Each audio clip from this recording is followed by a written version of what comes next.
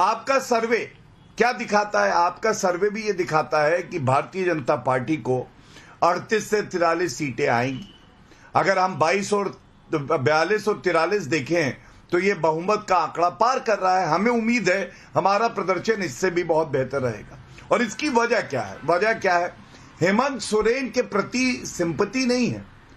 जनता नाराज है कि ऐसा व्यक्ति जो अनुसूचित जनजाति के लोग हैं, पिछड़े समाज के लोग हैं, जो वहां की जो है नागरिक हैं, उनका हक खा लेता है, खुद को माइनिंग अलॉटमेंट कर देता है और सबूत नहीं है। आप कह रही हैं। आपको मालूम है नाविका जी, उच्च न्यायालय ने कोई रिलीफ नहीं दिया। हर किसी को, चाहे वो कितना ही गलत क्यों ना हो, ये गुमा होता है कि वो सही बोल रहा है और जनता तय कर देती है। इसलिए कौन गलत बोल रहा है, कौन सही है, जनता तय करेगी। अभी आप न्यायालय नहीं बनी है, मैं अधिवक्ता हूं, आपको तथ्यात्मक रूप में बता रहा हूं।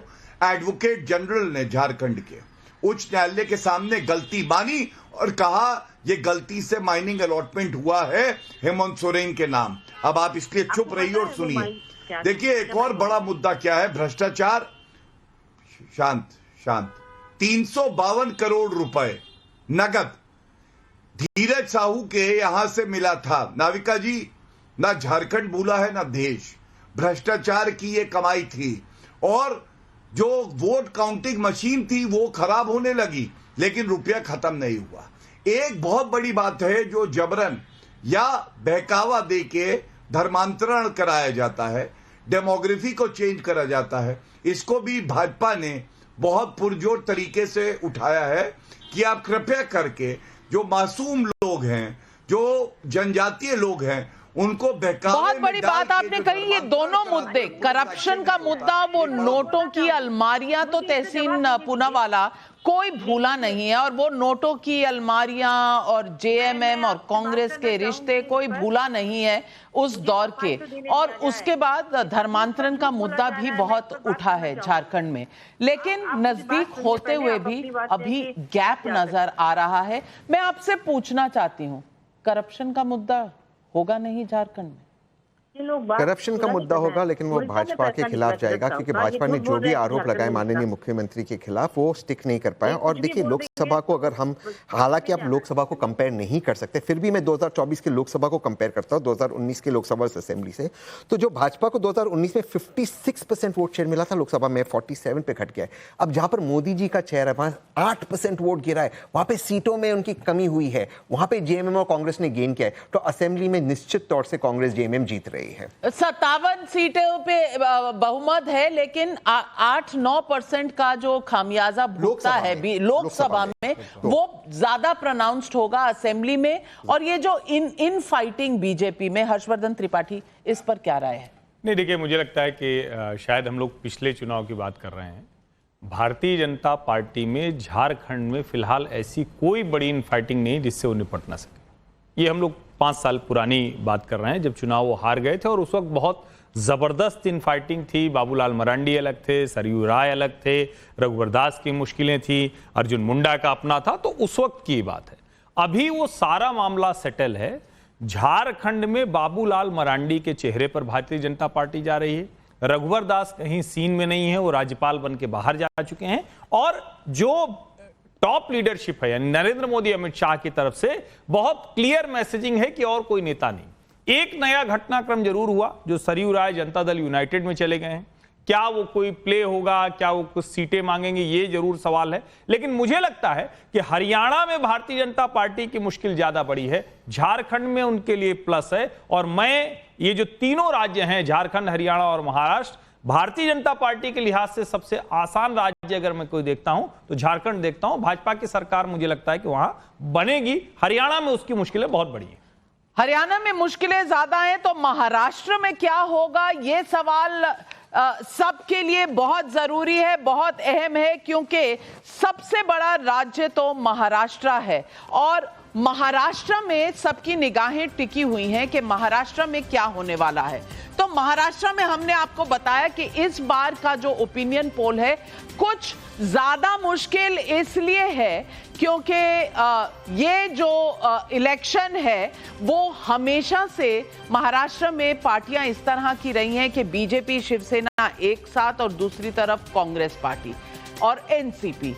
इस बार शिवसेना के दो भाग हुए हैं जो पिछले चुनाव में नहीं थे, एनसीपी के दो भाग हुए हैं जो पहले नहीं थे। तो ये एक अनचार्टर्ड टेरिटरी में हम घुस रहे हैं और अनुमान लगाने की कोशिश कर रहे हैं कि ग्राउंड पर क्या हुआ है।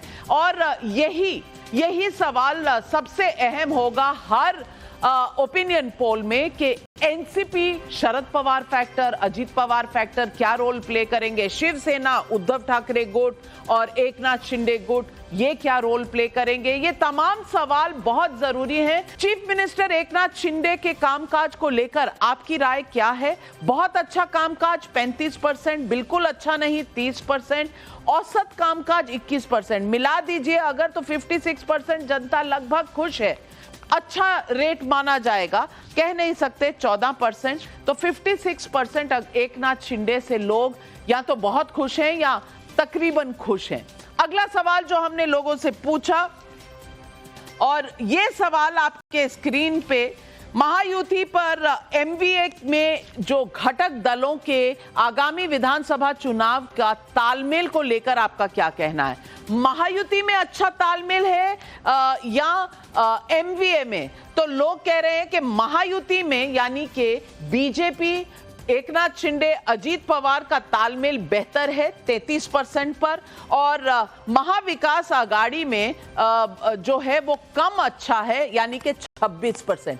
तो बीजेपी वाली अलायंस में एडवांटेज है, तालमेल बेटर है क्योंकि वो इकट्ठे काम कर चुके हैं, सरकार चला चुके हैं। दोनों के घटक दलों में अच्छा तालमेल है, 14% लोग मानते हैं। दोनों में तालमेल नहीं है 12%, कह नहीं सकते 15%। तो ये तो तालमेल की बात थी। अगले सवाल पे चलते हैं और अगला सवाल, आगामी विधानसभा चुनाव में अगर एनसीपी अजीत पवार की भूमिका को देखें, आप क्या मानते हैं? एनसीपी निर्णायक भूमिका निभाएगा 34% लोग, एनसीपी की भूमिका औसत होगी 24% लोग, मिलाकर देखें तो यानी कि 58% लोग मानते हैं कि इसीलिए बीजेपी पीछा नहीं छुड़ा रही अजीत पवार से क्योंकि वॉशिंग मशीन का चार्ज तो लग चुका है लेकिन मजबूरी है, रखना पड़ेगा क्योंकि यहाँ पर मामला आके अटकता है। और बाकी अगला सवाल अगर हम आपके स्क्रीन पर ला रहे हैं, महायुति के लिए चुनाव से पहले सीएम उम्मीदवार की घोषणा को लेकर आप क्या कहेंगे? चुनाव में सकारात्मक प्रभाव पड़ेगा अगर सीएम फेस अनाउंस कर दिया, नुकसान होगा 33% लोग मानते हैं, कोई खास असर नहीं पड़ेगा 16% लोग, कह नहीं सकते 10। तो अगर पहले अनाउंस कर दे तो 41% लोग मानते हैं कि फायदा मिलेगा। इसके बाद अगला सवाल अगर हम देखें, महाविकास आघाड़ी के लिए चुनाव से पहले चीफ मिनिस्टर उम्मीदवार को घोषणा को लेकर क्या, अगर आघाड़ी यानी कि उद्धव ठाकरे को अनाउंस कर दे तो चुनाव में सकारात्मक 32% पड़ेगा लेकिन नुकसान ज्यादा है। चुनाव में लाडली बहना योजना किस हद तक प्रभावी होगी? क्या मध्य प्रदेश जैसा यहां भी जादू चलेगा? 55% लोग कहते हैं कि इसका असर अच्छा पड़ेगा, कुछ हद तक प्रभावी होगी 21%, मिला दीजिए 76% लोग कहते हैं कि यह गेम चेंजर हो सकता है। और कोई लाभ नहीं होगा 10%, कह नहीं सकते 8%, और प्रचार का तरीका है 6% लोग मानते हैं, लेकिन 76% लोग मानते हैं कि सही असर पड़ेगा इसका। विधानसभा में आपके लिए महत्वपूर्ण मुद्दा क्या होगा? चीफ मिनिस्टर कैंडिडेट 32%, गठबंधन 29%, रोजगार 16%, आरक्षण 23%। ये है जो चीजें महत्व रखेंगी।